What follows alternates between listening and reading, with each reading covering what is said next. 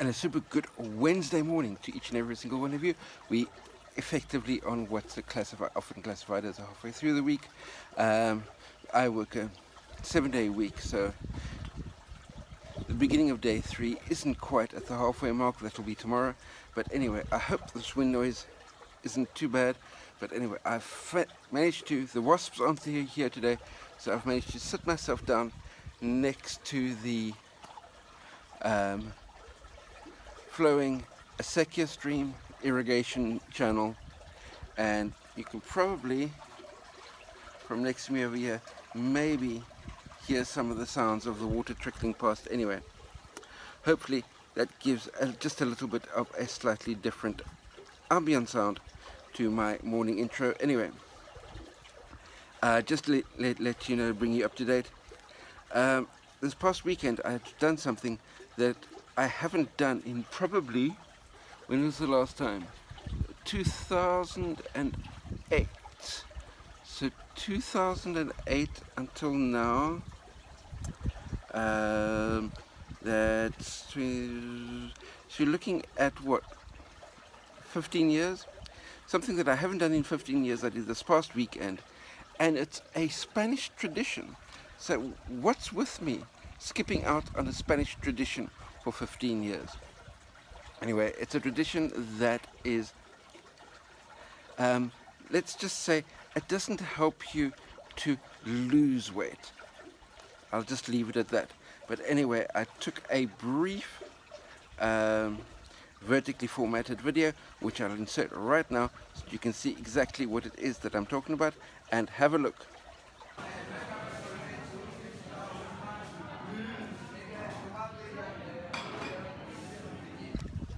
There we go.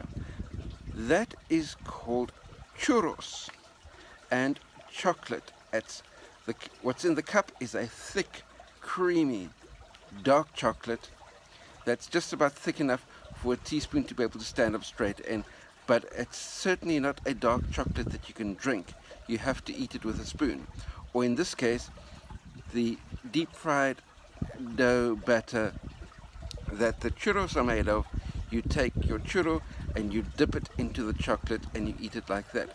It's something that is incredibly rich, incredibly high calorie value, and I definitely can't eat that every day for breakfast, otherwise I'll balloon to 3 times the size that I am already. Anyway, but there you have one Spanish tradition. Last week I shared with you the arroz con cosas, the paella.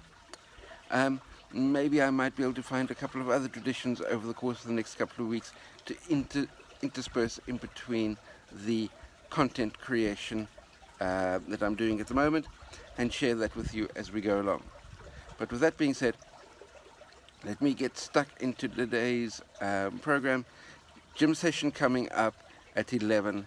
I've got Spanish language classes at 4:15, chess club at 6, Project 24 happening at 7 o'clock, and then knocking out some more content after that, so that hopefully I can be in bed somewhere between 10 and 11 this evening, so that I can absolutely smash out a solid bike ride come Thursday morning. Anyway, that's my plan for the day, and my checklist that I've got, by the way, for today, it's got 16 items on it. You saw it at the end of yesterday evening's video, and I want to see how many of those I can get knocked off the list before I get to the Spanish language lesson at 4:15 in the afternoon. So let's see how we go. Let me get back home after my run, get ready for gym, and let's roll it with a Wednesday and be productive as we possibly can be, both you and me. Let me know how you're doing with your productivity levels as well. Speak to you later. And a super good evening to each and every single one of you. Let me do a brief catch up on what has been happening. As you know, I had a Spanish lesson that took out nearly 2 hours of my day. There was the gym session that took out about another hour of my day. What else grabbed some of my time? Let's see. After the Spanish lesson, dropped into chess club. That was about another half hour, 45 minutes. Straight from there into the hour and a half Project 24 session. So it left relatively slim pickings as far as time was concerned, as far as nailing word counts, but I'm happy to report that 2,422 words for the day were nailed down.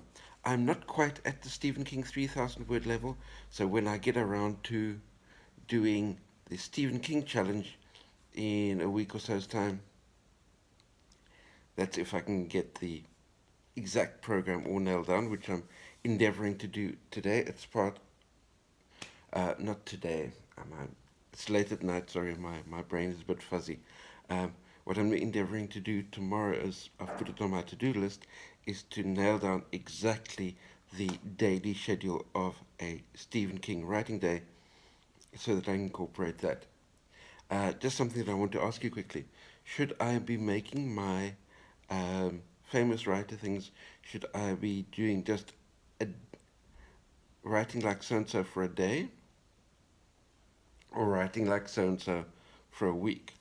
Or should I begin with a day one and then pick a couple of schedules that seem to really work and then do a week on each one of those? Let me know what you think in the comment section down below as far as those ideas are concerned. Anyway, as far as the to-do list is concerned, there was 16 items on the list. 2 items left over. Those have been transferred over to, obviously, to the new list, and then backed up with more things, because tomorrow there are no Spanish lessons. There are no Project 24 sessions.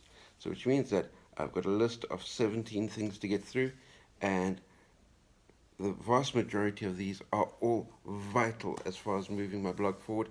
So I'll be super pumped to be able to report, do a couple of multiple during the day reports to let you know how these are busy ticking off.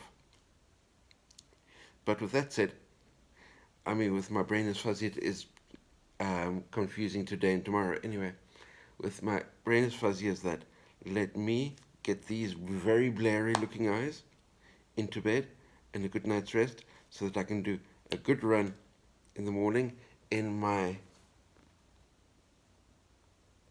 Montreal Media Marathon, my Montreal Half Marathon t-shirt. Get a good run wearing that t-shirt tomorrow morning. And I'll check in with you somewhere along the course of that run, and then head straight into getting content produced. And I sincerely hope you're doing the same thing. Please let me know down below how you're progressing as far as your content is concerned. I know Project 24's Content Warrior Challenge is finished, and lots of Project 24 members think, well, the Content Warriors Challenge is finished, I can take my foot off the accelerator and bask in the glory of how much I've managed to produce during the course of a Content Warrior month. I look at it as completely the other way. The Content Warrior month has shown you how much content you can possibly produce. You're physically capable of producing that amount of content on a day. The Content Warrior Challenge has proven it to you. Over the course of the month of the challenge, you've built up momentum producing that volume of content consistently. Why lose all of that momentum in October? I'm doing my level best to keep that momentum running, and I want to keep that momentum running through until the end of the year. I know that during the 2 weeks my sister is visiting me, I haven't seen her in 10 years, I may very well likely never see her again in my lifetime, because I have no intention of returning to South Africa ever in my life again, not even in death. So from that perspective, this may very well be the first visit, and potentially the last ever time I'll see my sister. So for those 2 weeks in November, I'm fully expecting not to get that much content produced. So I'm doing my level best to produce as much as I possibly can now, so that I can spend that time with my sister guilt-free. That's my rant for today, and I'll see you all tomorrow morning. Have a good night.